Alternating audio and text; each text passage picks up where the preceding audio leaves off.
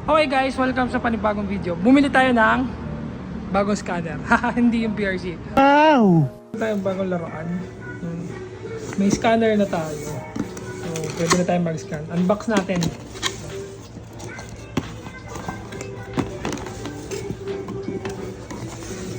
So, sealed pa siya eh. Ngayon pa lang natin makikita. ThinkCarm.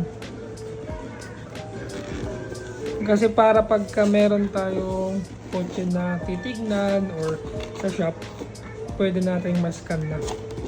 And then, syempre, pagka meron kayong mga check engine dyan, pwede nyo i-message, scan natin and reset natin. Minimal fee lang, pang Jollibee lang, pwede na yan. So, yun. Wow. Para pala siyang Nintendo Switch. Ganda. And first start, so okay, tetestingin natin ngayon itong scanner natin na bago yan. Dito sa Montero. Bakit ako yung scanner natin is full system scan. And then nakakapag-reset siya, nakakapag-calibrate. Marami siyang nagagawa. So pakita ko na lang din yung function. And then ang isa pa palang nito is siya ng mileage na totoo. Kumbaga yung calculated ni ECU na odometer. Hindi yun dun sa may mismong cluster. So pakita ko na rin sa inyo. Tara, scan natin itong Montero. So, syempre, yung first step is tatanggalin natin itong yung dongle. Kakabit natin siya dito. Usually naman, makikita siya sa ilalim nung driver side. Minsan nasa kaliwa, minsan nasa gitna, minsan nandito sa gilid. Sa case na itong Montero, nandito siya sa gilid eh. Ang same din ata ito ng sa Strada. So, yan. Kakabit mo muna siya. Syempre, dapat naka-off muna yung engine or yung ignition.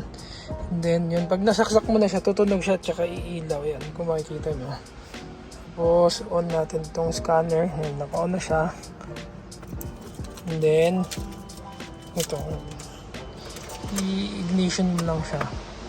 So once na naka-ignition na siya, yan na.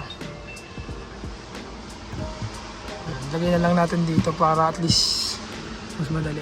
Pwede mo na siyang scan. So meron siyang option na isi-select mo yung like yung model, yung mga ganun. So meron din siya yung auto search. So pagka nag-auto search ka, lalabas yung VIN, yung model, yung year model ng kotse. Lumabas din kung ano yung makina, yung transmission, etc. So yan, pwede mo na siya ngayong system scan. System scan mo siya. Yan, lalabas yung mga nakastore na codes kung meron siyang error, kung may check engine or everything. So maganda to, usually may ganito kang gamit, lalo na sa mga buy and sell or kumbaga mahilig kasi sa kotse kasi minsan hindi mo maiwasan na may lalabas na codes. Yan. So yun, para mababasa mo siya. So after niya mag-scan, yan. So tapos na equip.